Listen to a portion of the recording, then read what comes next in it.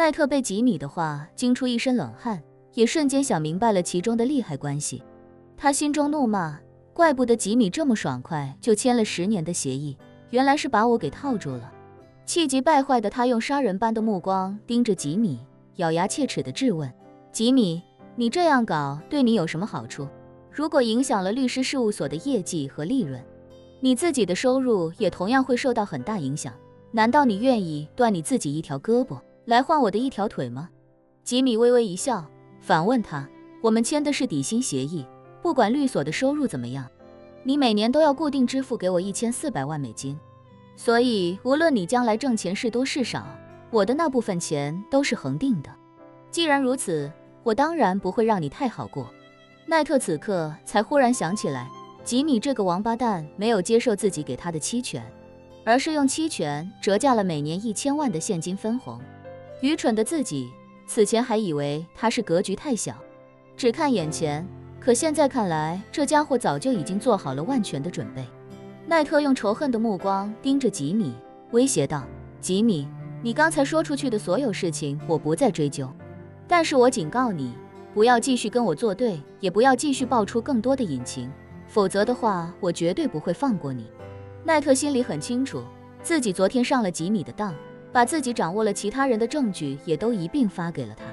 而吉米刚才只是说出了其中一个而已。如果他选择全部说出来的话，那这些人都会与自己反目，并且把自己当成最大的敌人。所以现在的当务之急就是要管住吉米张嘴，说什么也不能让他扩大负面影响。这时候，一旁的史蒂夫看着奈特，冷声问道：如果我没听错的话，刚才你是在威胁我的朋友吗？啊，您的朋友？奈特先是一愣，随即赶忙说道：罗斯柴尔德先生，您不知道这其中隐情，明明是他摆了我一道啊。我来之前刚跟他签了10年协议。10年啊？史蒂夫淡淡道：你们这里面有什么隐情，我会不知道吗？不就是你故意找人创造给吉米以及其他的高级合伙人犯错的机会，然后抓住他们的把柄，好来要挟他们吗？你自己既然都玩得这么脏，那就不能怪别人对你也下狠手了。说罢，他看向吉米，高声道：吉米，既然你已经知道了你们律所的很多隐情，而现在你们律所的核心成员又基本都在这里，那你不妨跟大家好好聊一聊你知道的内容，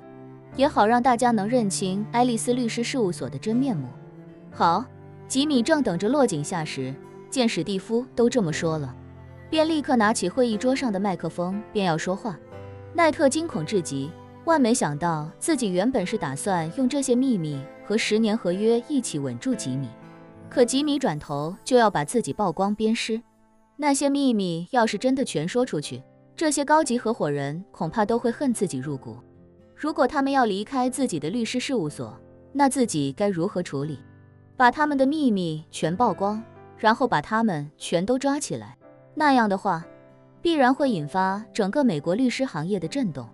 到时候，所有人都会对自己避之不及。那样的话，以后律所还怎么运作？可是，如果直接放他们离开，大家保守秘密，心照不宣，那对律所来说也是极大的损失。要知道，很多把柄都是自己直接把现成的案子送到他们手上才促成的，等于是给他们送钱来换他们的把柄。要是这些把柄最后没能用上，那这些钱就等于白花了。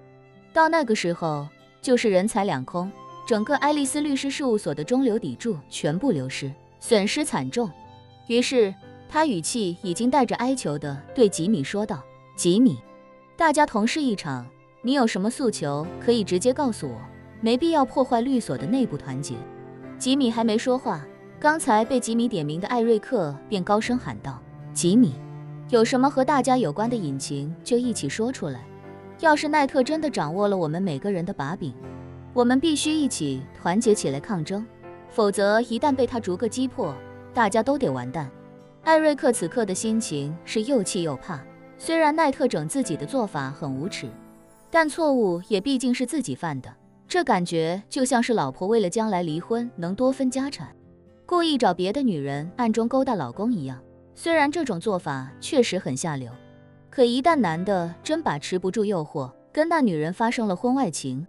那就是坐实了出轨的事实，怎么洗也洗不掉。所以他现在的想法非常简单，他能从吉米和奈特的对话里听出来，奈特肯定不止给自己一个人设套，很可能其他高级合伙人也已经掉进圈套而不自知。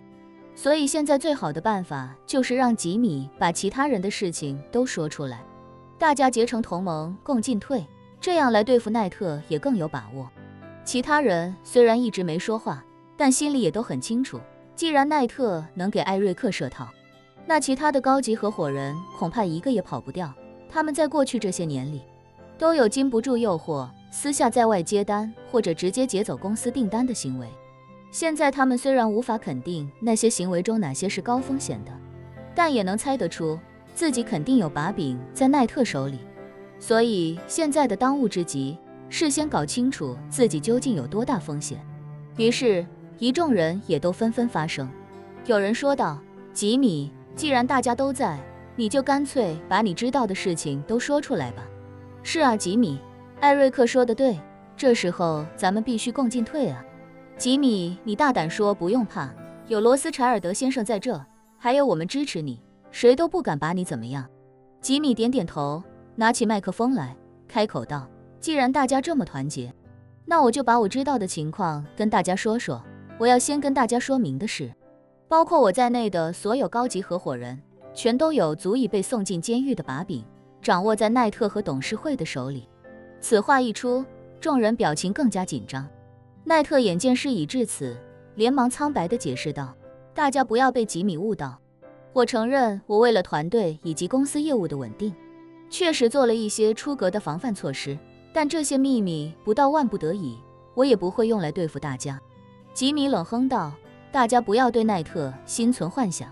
他虽然现在还没曝光你们的把柄，可一旦有这个必要，他会毫不犹豫地出卖你们。说罢，他又道：就在2天前，我在金陵与罗斯柴尔德先生发生了一点小小的误会，